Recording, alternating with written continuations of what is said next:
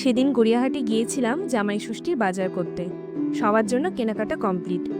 এবারে বোনের বিয়ের পর ওর প্রথম জামাই ষষ্ঠী, তাই এবারে ষষ্ঠীটা একটু স্পেশাল। আমি যখন কাউকে কিছু উপহার দিই, চেষ্টা করি তাতে নিজের হাতের একটু ছোঁয়া দিতে।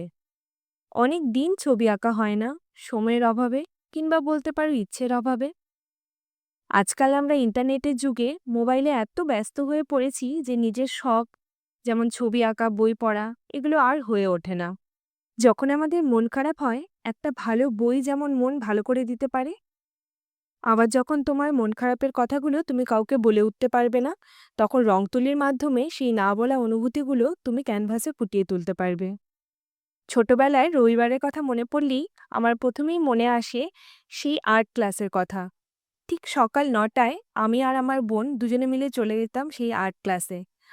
আর বাড়ি ফিরে অপেক্ষা করতাম দুপুরে লাঞ্চের জন্য, কারণ লাঞ্চে তখন থাকতো গরম গরম ভাত আর মাংস। সেই সব দিন এখন শুধুই রূপকথার অংশ। এখন আর আলাদা করে রবিবার বলে কিছু নেই। এখন সবাই আমরা কোনো না কোনো কাজে রবিবারেও ব্যস্ত হয়ে পড়ি।